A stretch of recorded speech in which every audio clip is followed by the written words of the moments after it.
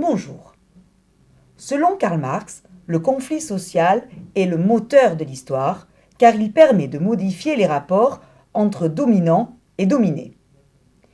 Les sociologues contemporains parlent de nos jours de mouvement social, c'est-à-dire d'une forme de mobilisation qui cherche à modifier l'ordre social établi. Nous verrons ici en quoi le mouvement social peut être facteur de changement social. Un mouvement social cherche à modifier les grandes orientations culturelles de la société. On parle alors de changement social. Alain Touraine définit les caractéristiques d'un mouvement social. Tout d'abord, un mouvement social dispose d'une identité qui lui est propre. Par exemple, les écologistes.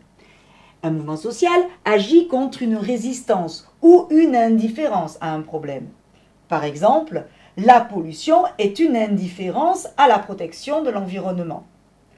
Enfin, un mouvement social agit au nom de grands idéaux. Par exemple, la protection de l'environnement en vue de protéger les générations futures. L'objet des revendications collectives porte de moins en moins sur des conditions matérielles, mais plutôt sur des grands idéaux de la société.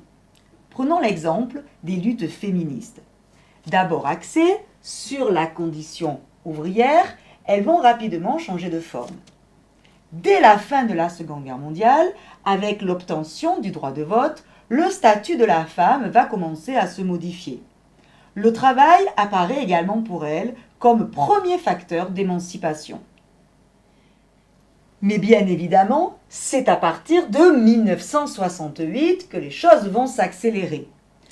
L'accès à la contraception, puis à l'avortement, permis par Simone Veil en 1971, vont modifier les codes moraux et religieux de la société.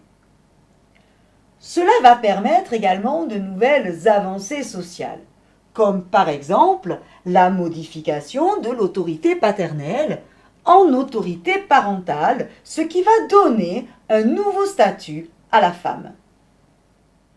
Aujourd'hui encore, les luttes féministes portent sur de grands idéaux et sur des revendications post-matérialistes. Les femmes cherchent en effet à briser le stéréotype féminin de la femme au foyer, mère de famille.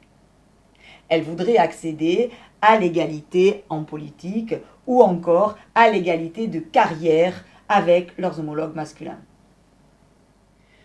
Le deuxième exemple de mouvement social est la lutte homosexuelle. En 1981, l'OMS fait retirer l'homosexualité de la liste des maladies mentales.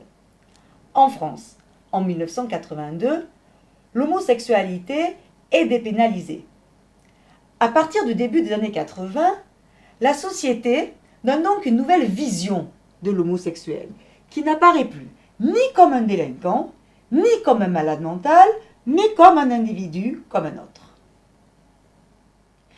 La société va alors connaître de nouvelles orientations culturelles basées sur l'égalité et la tolérance. Ainsi, en 1999, le Pacs va être le premier pas vers une union homosexuelle, suivi en 2013, suite à un mouvement social, à l'autorisation du mariage homosexuel. En 2009, la France a été le premier pays à supprimer la transsexualité de la liste des affections psychiatriques. Est-ce le début de nouvelles orientations culturelles ? Les sociologues parlent aujourd'hui de nouveaux mouvements sociaux. Ces mouvements n'entrent pas directement en conflit avec un groupe dominant, mais se battent pour le contrôle des orientations culturelles de la société. Nous allons voir que ces mouvements se définissent par 4 caractéristiques. On trouve d'abord de nouveaux acteurs. Ce sont en effet aujourd'hui les citoyens ou les associations qui peuvent se mobiliser pour une cause bien identifiée. Par exemple, nous n'avons pas besoin d'être écologistes engagés pour se positionner contre les OGM.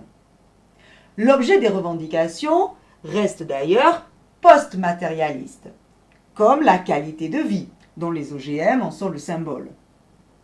On trouve également de nouvelles façons d'agir. C'est ce qu'on appelle de nouveaux répertoires d'action. Les individus utilisent des déguisements, des objets symboliques, mais également des marches ou encore la dérision. Et à propos d'ailleurs, les noms ou les slogans sont souvent provocateurs pour attirer l'attention.